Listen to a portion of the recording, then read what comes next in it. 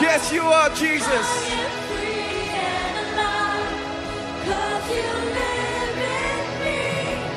I will shout unto you, my King. You're my Jesus. In you I live. You're my righteousness, my deliverer. I am free and alive, 'cause you live in me. Lord, I will shout my praise unto you, my King. You're my Jesus, in you I live. You're my Jesus, in you I live. You're my Jesus. You're my Jesus, in you I live. Because Jesus you live, we live as well. We're just gonna abandon ourselves, amen, church? Jesus, you're so good. We thank you for your love. Oh, we worship you, Lord.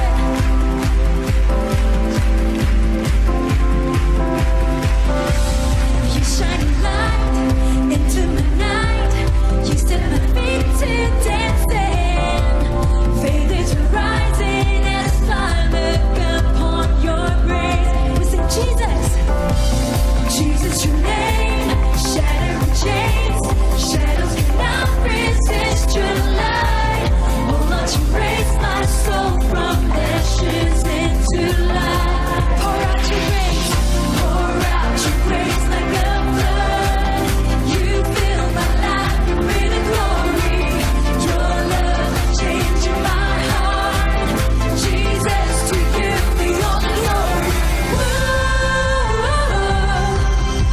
let your name be lifted higher. Whoa, your grace has set my heart on fire. To praise your love, how we worship you, Lord. Let's set up the place. Set me ablaze with passion and praise. Jesus, you destined me to reign. Your power alive in me has overcome the grave. Pour out your grace like a flood.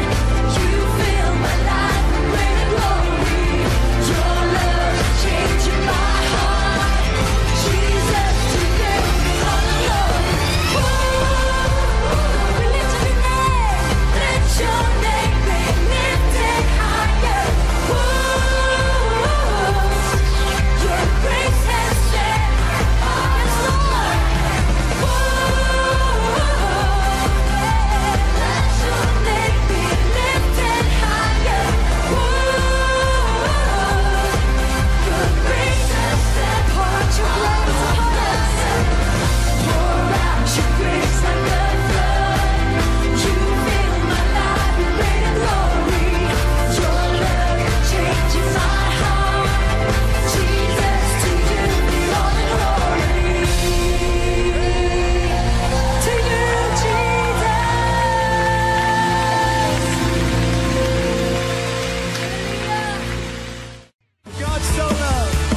God so loved the world, He gave His only Son. Perfect love upon the cross. I'll never ever know how deep, how wide are the oceans of His heart, full of love and grace for us. Come on, everybody!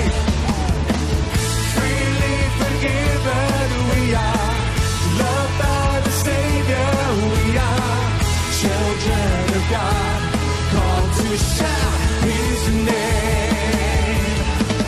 Freely forgiven we are, forever favored we are, children of God, called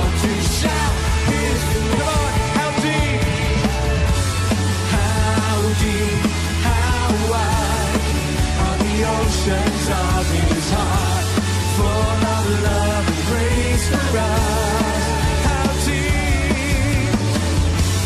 How deep, how wide are the oceans of His heart, full of love and grace for us. Everybody with one voice, let's sing. Freely forgiven we are, loved by the Savior we are, children of God, called to shout His name. Yeah! Freely forgiven we are, forever favored we are. Hoje com o pastor Joseph Prince. Está preparado para a palavra? Vocês estão felizes? João capítulo 1, verso 17, meu versículo preferido. João 1, 17, porque a lei foi dada por Moisés, a graça e a verdade vieram por Jesus Cristo. A lei foi dada. Você pode dar à distância. Eu poderia ter enviado um DVD de Singapura, mas eu vim. Graça e verdade vieram por Jesus Cristo. A lei foi dada por um servo. A graça veio pelo Filho. A lei fala do que o homem poderia ser. A graça revela quem Deus é.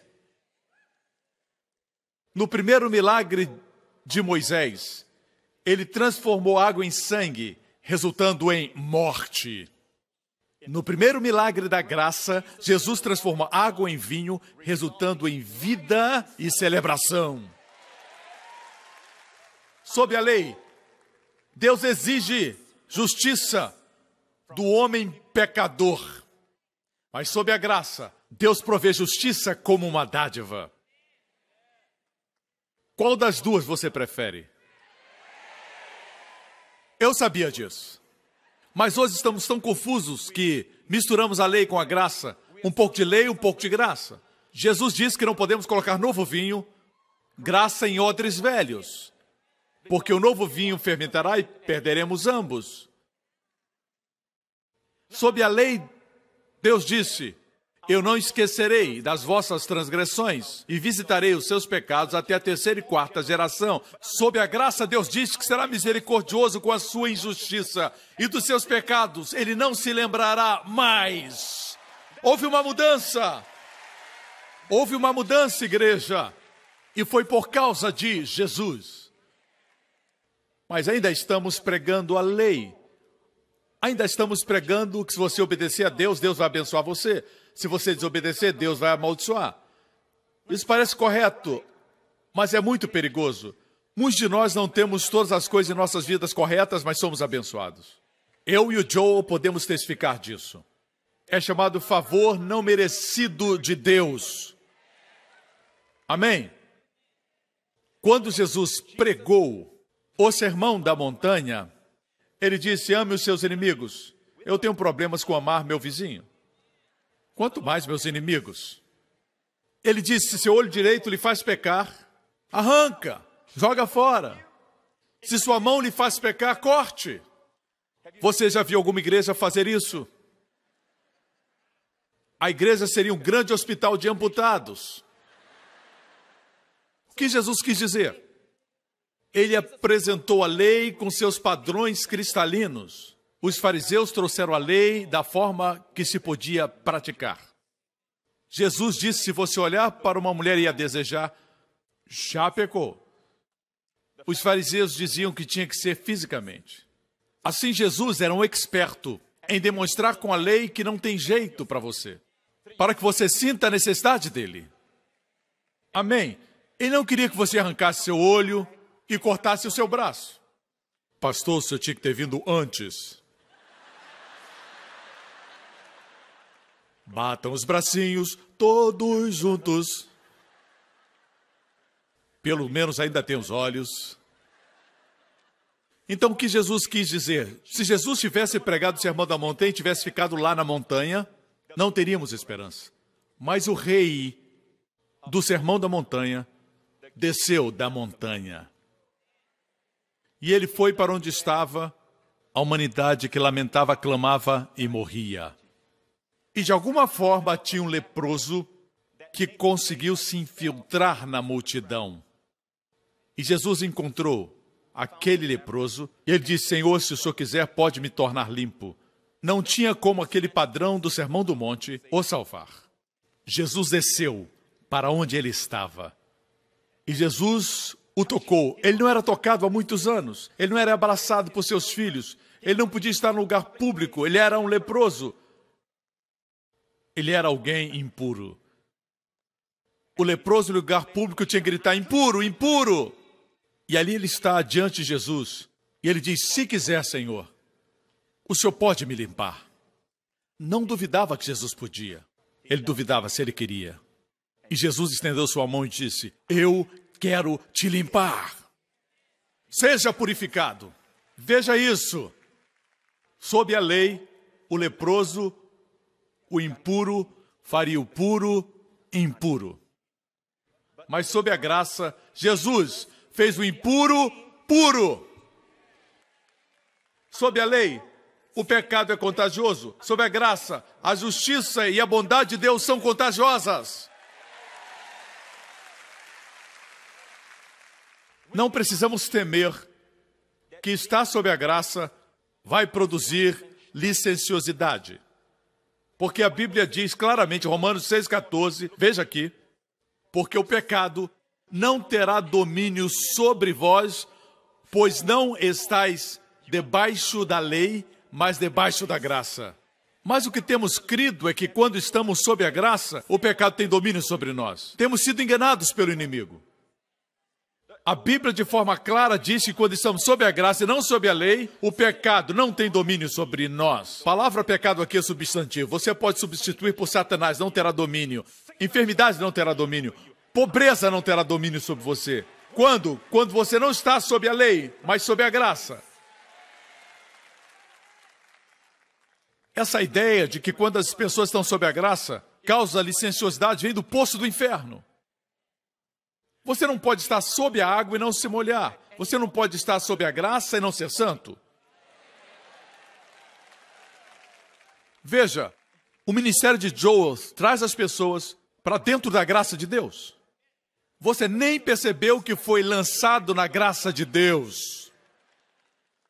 O sorriso dele é perigoso para o diabo.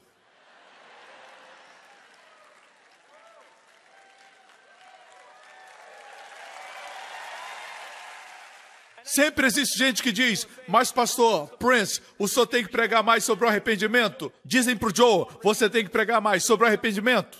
Sob a lei, você tem que se arrepender antes para que Deus abençoe você. Mas na graça, Deus abençoa você primeiro e depois você recebe a bênção e sua bondade, e a bondade de Deus leva você para o arrependimento. Houve uma mudança. Portanto, por que não deixamos as pessoas receberem a bondade de Deus? Quando receberem a bondade de Deus, elas mudarão. Não por força de vontade, mas por sua bondade. Amém? Todos os domingos desse púlpito, o arrependimento está sendo ministrado à igreja. Enquanto Joel prega, a palavra grega para arrependimento é metanoia. Mudanças de mente ocorrem a cada instante, todo o tempo.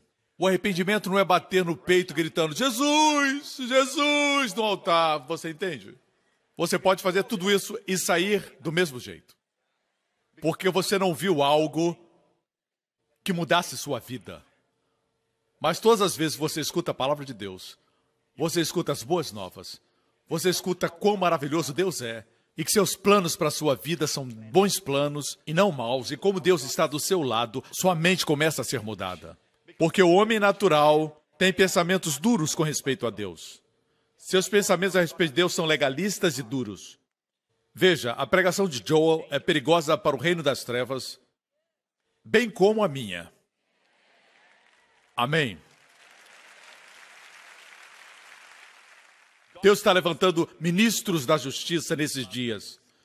No passado, a igreja teve muitos ministros e nós tivemos grandes avivamentos, sem dúvida alguma. E aqueles avivamentos foram caracterizados pela pregação contra o pecado, e mesmo assim foram avivamentos.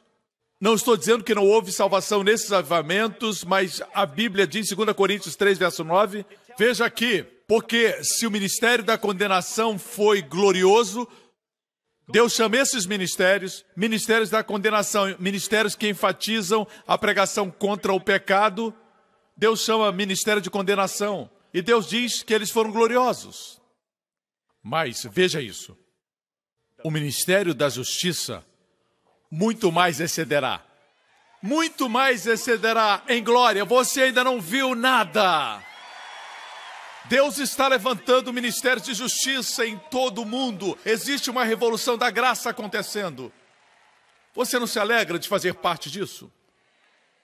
Amém. Já se passaram aqueles dias dos ministérios da condenação. Agora é o ministério da justiça. Me lembro, há muitos anos atrás, Deus falou comigo no meu quarto, quando eu estava estudando a palavra. Eu estava sentado e todas as minhas Bíblias e comentários estavam lá. E Deus falou comigo muito claramente e disse: filho, estuda a jornada do povo de Israel do Egito ao Monte Sinai, porque aí está uma figura da pura graça. Apesar deles murmurarem e reclamarem durante este tempo, nenhuma alma morreu. Eu não tinha ouvido ninguém pregar sobre isso. Ainda. Não tinha lido isso em nenhum livro. Eu corri então para a minha Bíblia e fui checar para ver se Deus estava errado. Você também já fez isso? Você nunca ganha de Deus. E eu descobri que ninguém morreu do Egito ao Sinai. Apesar de murmurarem, você sabia que murmurar e reclamar é pecado? Certo? Diante do Mar Vermelho, quando os exércitos de Faraó estavam marchando contra eles e o Mar Vermelho estava diante deles, eles gritaram: Moisés, você nos trouxe aqui para morrer? Não existem túmulos suficientes no Egito? Eles murmuraram, mas ninguém morreu. Deus abriu o Mar Vermelho. Por 3 dias ficaram bem, mas depois não tinha água. Eles reclamaram e Deus fez as águas amargas ficarem doces. Ficaram bem por uns dias, depois reclamaram que não tinha comida. E Deus fez chover, não julgamento, mas pão dos céus. Parece que cada vez que murmuravam, Deus mandava demonstração da sua bondade. Outra vez reclamaram que não tinha água e Deus fez brotar água da rocha. Então chegaram à base do Monte Sinai, em Êxodo 19. Então eles disseram para Deus: tudo que o Senhor mandar, nós faremos. No hebraico, é uma expressão forte. Naaseh venishma, que quer dizer tudo que o Senhor nos mandar, podemos fazer. Isso antes de ouvirem os 10 mandamentos em Êxodo 20. Eles se orgulharam antes de terem escutado. Eles estavam se fundamentando na sua própria força, na sua própria justiça, que não possuíam. Durante aquele tempo, Deus os abençoava, não pela bondade deles, mas porque Deus é bom. Ele abriu um caminho e lhes deu provisão, não pela fidelidade deles, mas pela fidelidade de Deus. Eles saíram sob o concerto abrâmico da graça. E agora, ao pé da montanha, o que eles estão dizendo é: Deus, não nos trate, não cuide de nós, não nos julgue baseado em sua bondade, mas nos abençoe por nossa obediência. No momento que eles se firmaram na sua própria força, Deus mudou sua forma de tratá-los. Deus disse: Moisés, diga para eles não se aproximarem. Repentinamente, Deus se distanciou do povo. Se vocês querem que eu abençoe, baseado na obediência de vocês, baseado na bondade de vocês, não se aproxime, o monte é santo, ou então vocês vão morrer. Ele nunca tinha os tratado assim antes disso. Ele estava na coluna de nuvem durante o dia e na coluna de fogo durante a noite. Ele estava perto deles.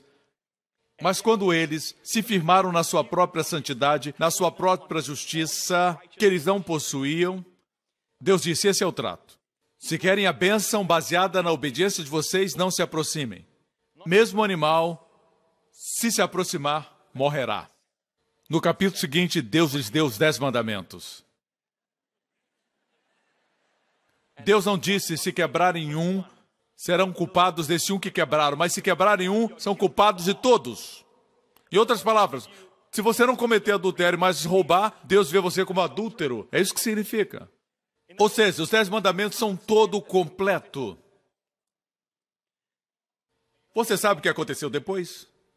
Depois do Sinai, quando eles murmuraram ou reclamaram o mesmo pecado que eles cometeram antes do Sinai, eles morreram. Quando reclamaram, morreram. Quando murmuraram, morreram. Isso nos diz que não deviam ter trocado de aliança. E por 1500 anos, Deus colocou Israel sob a lei. E os melhores deles fracassaram. Mesmo Davi fracassou. Veja, a lei condena os melhores de nós. A graça salva os piores de nós. Aleluia, que graça maravilhosa. As escrituras são claras de que é o ministério da morte. Se você olhar 2 Coríntios 3, diz-nos claramente no versículo 7, se o ministério da morte, gravado com letras em pedras, note, ministério da morte. Deus chama os 10 mandamentos o ministério da morte, escrito e gravado em pedras. Talvez você diga, pastor, nós não estamos sob a lei, não estamos matando animais para o sacrifício, não festejamos as festas de Israel, mas essas leis nunca foram gravadas em pedras. O ministério da morte que Deus fala são os únicos que foram gravados em pedras, e estes são os 10 mandamentos. Deus chama de ministério da morte. Muitas vezes nós pregamos uma série de mensagens sobre os 10 mandamentos, matando as pessoas pouco a pouco, todos os domingos de manhã. Deus chama o ministério da morte. Veja o versículo anterior, o qual nos fez também capazes de ser ministros de um novo testamento. Se você quer ser um ministro do Antigo Testamento, não existe poder, não existe suficiência. Não existe provisão, não existe favor, não existe carisma, não existe amor. Deus só supre aqueles que são ministros do Novo Testamento. E nos diz claramente, não da letra, mas do Espírito, porque a letra mata e o Espírito vivifica. Você sabia que no primeiro Pentecoste, 50 dias depois da Páscoa, na primeira Páscoa, os filhos de Israel, com o sangue do cordeiro nos umbrais da porta, essa foi a primeira Páscoa. 50 dias depois, quando eles estavam no Monte Sinai, o que Deus deu a lei, 3.000 pessoas morreram.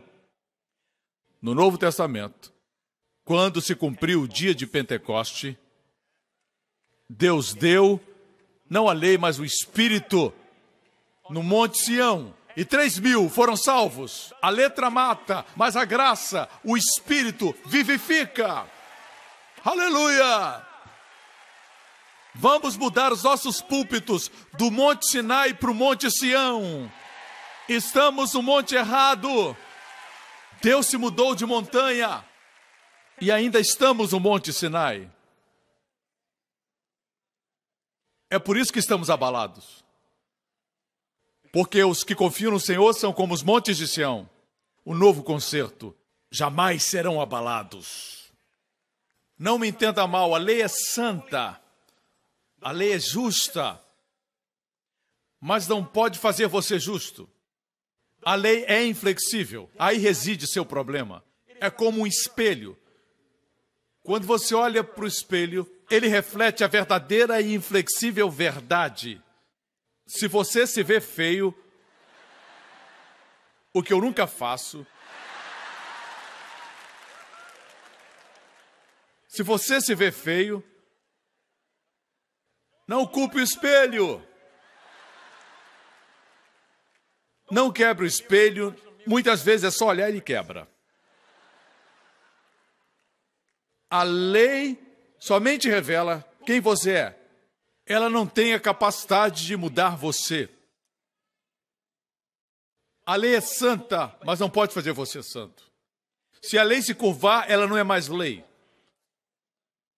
A verdade é essa, se você pode guardar a lei de Deus, Deus vai abençoar você. Mas, por outro lado, se quebrar, Deus vai amaldiçoar você. Deu para entender? Muitas vezes nós pensamos que por pregar a lei, as pessoas se tornam obedientes à lei. Mas a Bíblia diz claramente que a força do pecado é a lei. Raramente ouvimos isso pregado. Em 1 Coríntios 5:56 diz que o aguilhão é o pecado e a força do pecado é a lei. Uau! A palavra força aqui é dunamis no grego. A força do pecado é a lei. Veja, quem está tentando trazer a força do pecado para dentro da igreja e usa o púlpito. E não se espante que seus ministros são transformados em ministros da justiça de acordo com as obras. Seu nome em hebraico é Hassatan, que quer dizer advogado de acusação. Além de roubar, matar e destruir, ele é o acusador. Antes de ele roubar você, ele acusa você. Antes de ele matar você, ele acusa você. Antes de destruir. Ele não é chamado destruidor, ele é chamado acusador. Não homicida, mas acusador dos irmãos. É preciso conhecer suas artimanhas. Colossenses 2 nos diz: Jesus cravou na cruz a cédula que era contra nós. Que cédula é essa que era contra nós? Alguém pode dizer, ninguém pode apagar o que está escrito. Deus pode. Deus cravou a lei à cruz.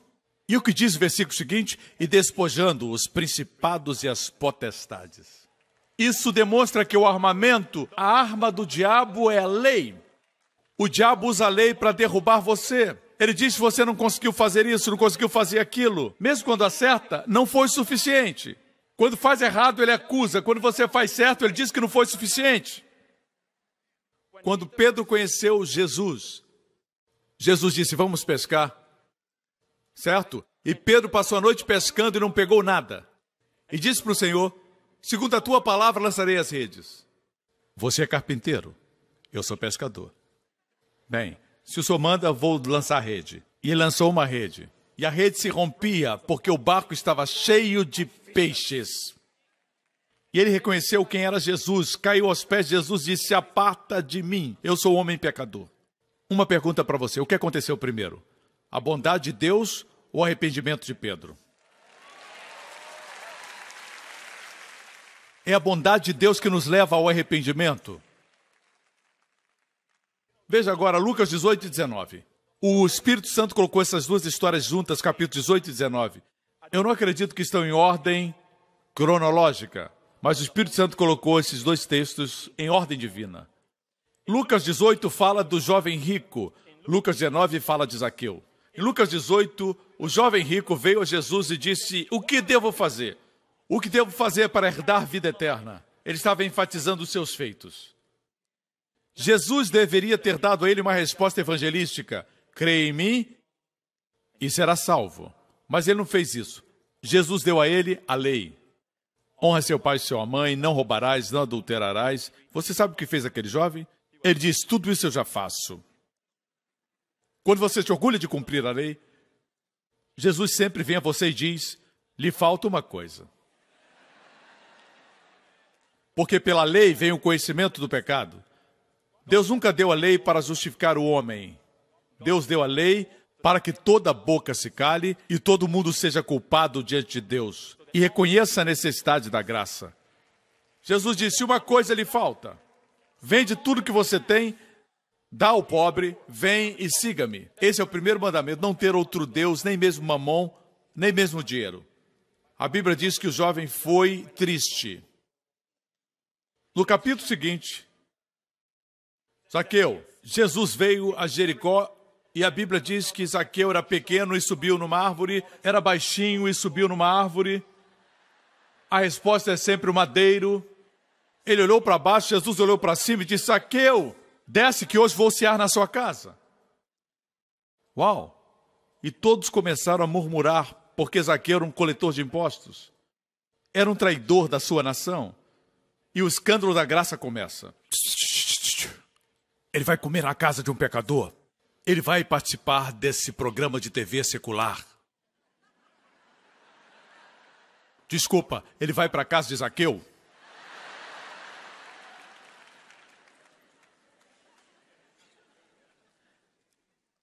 Nenhuma lei foi dada, somente graça. No final daquela refeição, Zaqueu ficou de pé e disse, Vejam, tudo que eu roubei, eu vou pagar 4 vezes mais. Metade dos meus bens vou dar para o pobre. Jesus sorriu e disse, salvação entrou nessa casa. Agora, veja isso.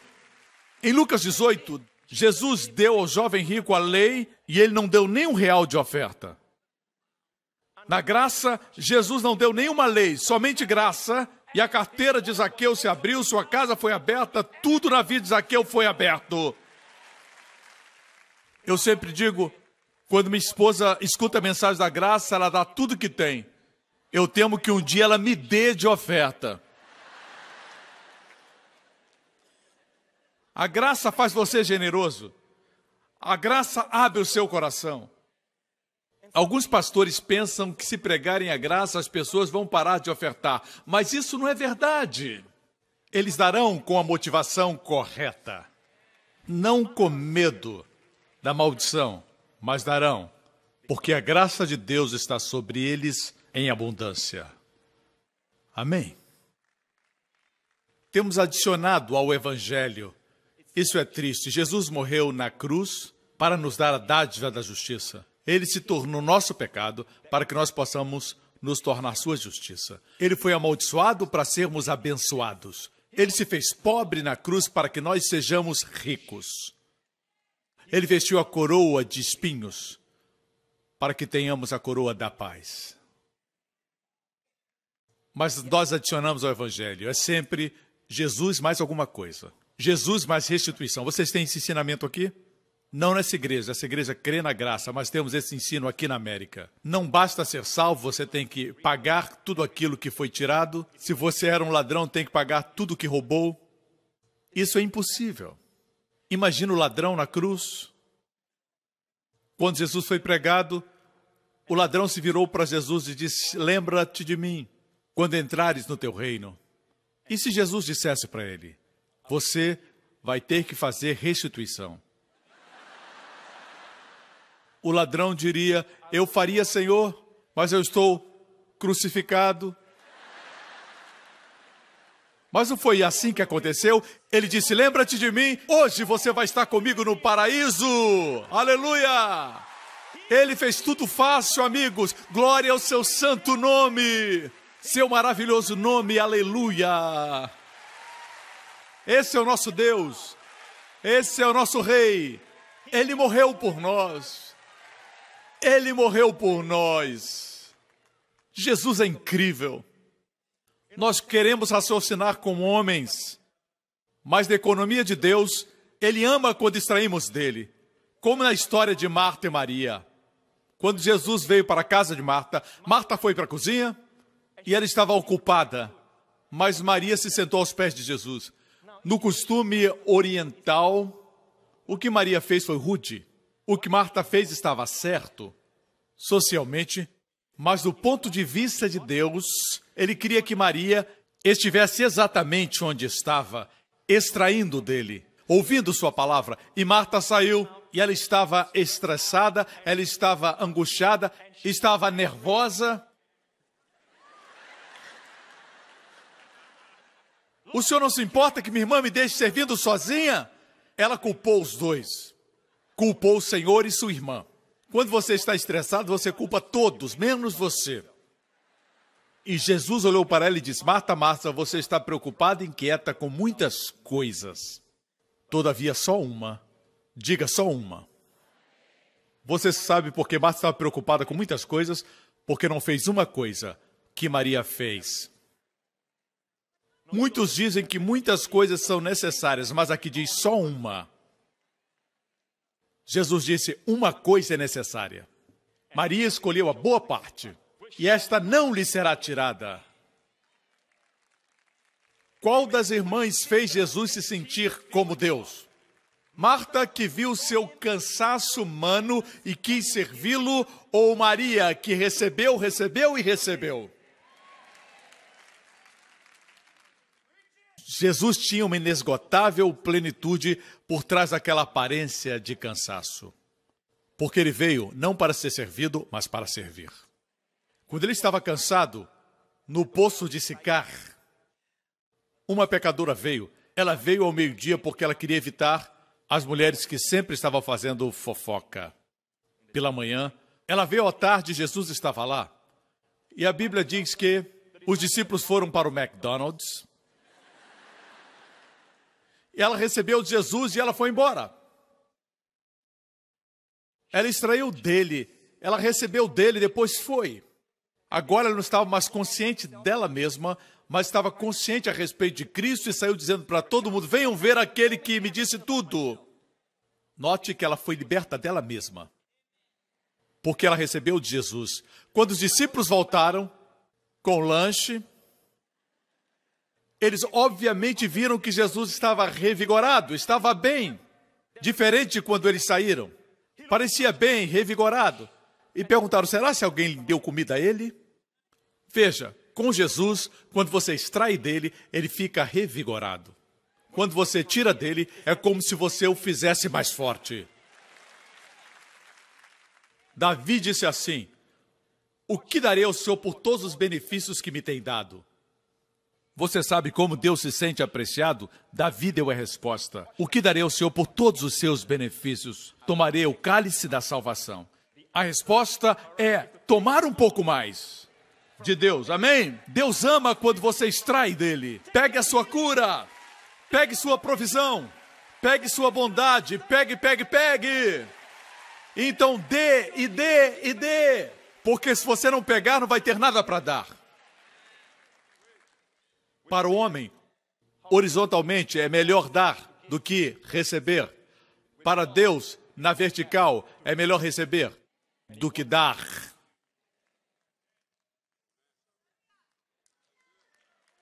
Amém. Muitas vezes, vamos a Jesus para uma pregação, vamos para Jesus para receber algo e dar para alguém. A gente vem buscar água ao invés de beber. Você pode pegar água e ainda morrer de sede. Mas Jesus diz: se você vier a mim e beber é algo pessoal. Venha a mim e beba. Do seu interior vão fluir rios de água viva para os outros. Amém. Deixe-me concluir.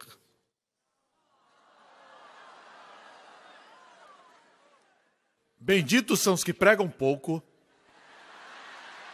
porque serão convidados para voltar. Assim diz um grande homem de Deus. Eu não sou bobo, não. Certa vez, trouxeram uma mulher pega no adultério e a lançaram diante de Jesus quando ele ensinava no templo. E os fariseus disseram: mestre, pegamos esta mulher no ato do adultério.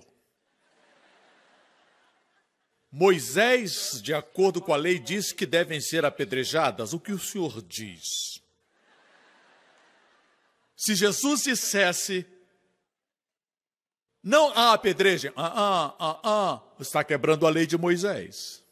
Se ele dissesse: apedrejem, todos ao redor estariam confusos, porque ele pregava sobre a graça. Eles pensavam: agora o pegamos.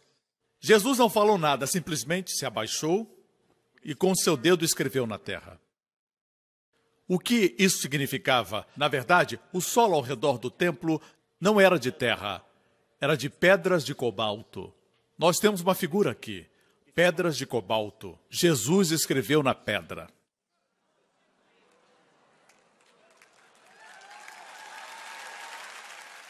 Ele diz com isso: vocês pretendem falar comigo sobre a lei? Eu sou aquele que deu a lei. Mas já que trouxeram a lei, é como se Jesus pegasse o açoite da lei e batesse neles, dizendo: quem não tem pecado entre vocês, jogue a primeira pedra. Ele não quebrou a lei, ele cumpriu a lei, mas só alguém sem pecado podia lançar a primeira pedra. E um a um, largaram as pedras. Jesus se abaixou de novo e pela segunda vez escreveu na pedra. Agora, Deus deu os 10 mandamentos 2 vezes. Deus escreveu na pedra 2 vezes. As primeiras tábuas não chegaram lá embaixo. Moisés quebrou.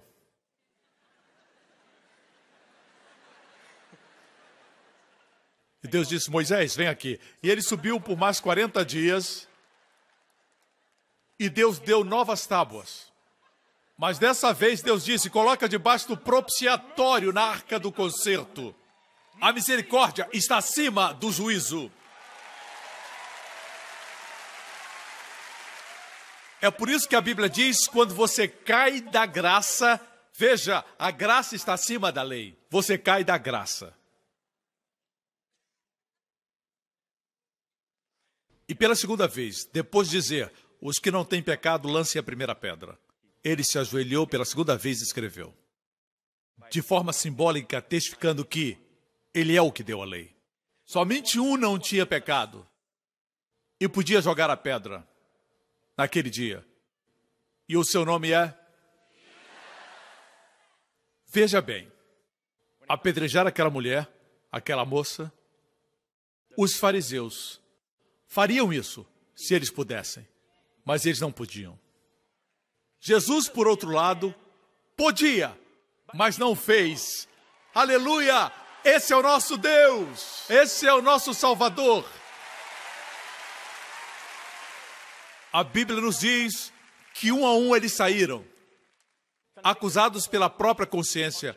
Você sabe o que me intriga? É que o mais velho saiu primeiro. Eu sempre pensei que quando alguém envelhece, tem menos consciência do pecado. Mas fica pior quando você fica velho. E do mais velho até o mais novo, todos se foram, até que ficou somente aquela mulher. E Jesus se aproximou dela e disse, mulher, onde estão os seus acusadores? Pela primeira vez ela olhou para cima, com olhos tementes, e disse, se foram. E Jesus disse, eu também não te condeno. Vai e não peque mais. Agora escute, escute. A igreja faz ao contrário.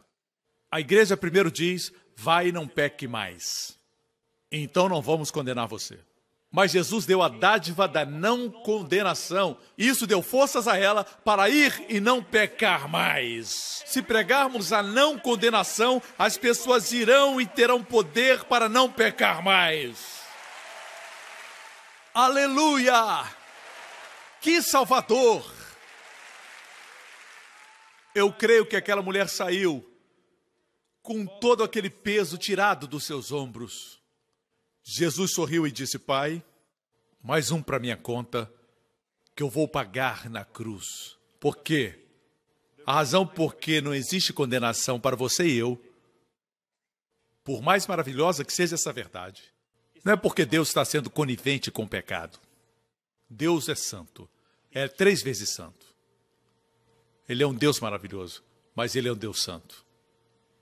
Mas cada pecado foi colocado no corpo de Jesus, e quando Ele foi pendurado na cruz, Ele levou os seus pecados e os meus pecados, e Deus lançou sobre Ele toda a sua fúria, toda a sua indignação santa contra toda a impiedade, contra todo o pecado, e feriu Jesus com a maldição da impiedade, e ele recebeu todo o juízo de Deus, e depois clamou, está consumado! Aleluia! Aleluia! Agora, pode glorificar, dê a Ele louvor.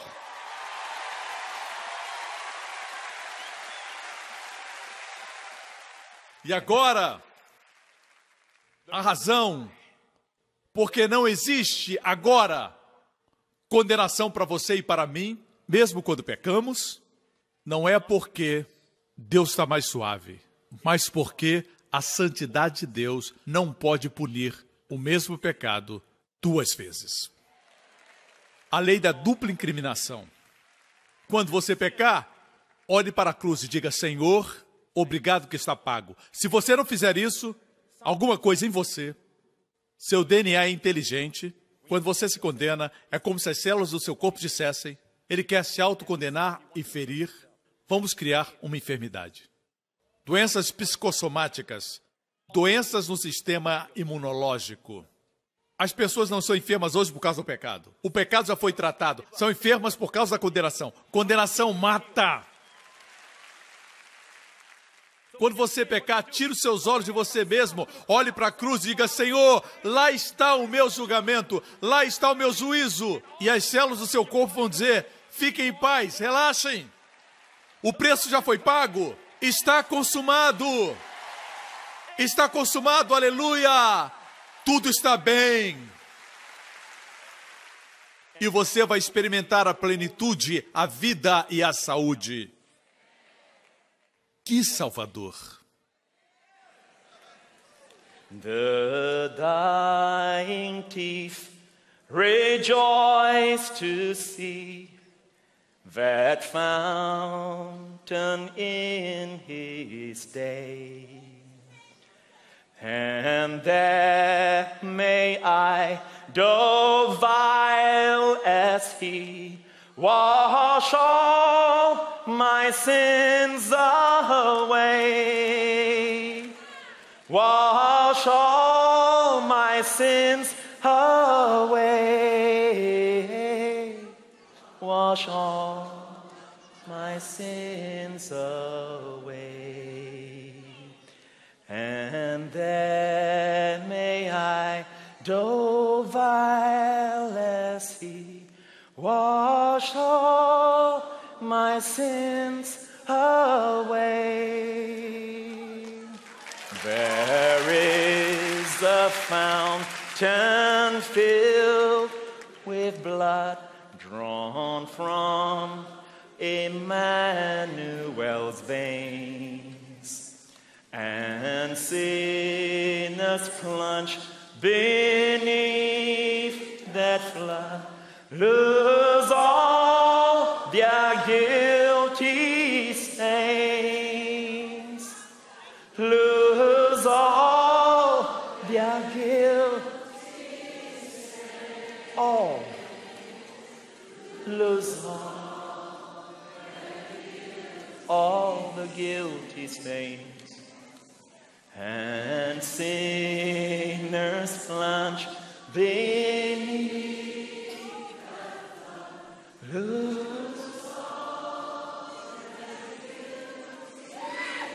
Obrigado, Jesus. Dê a Ele o louvor.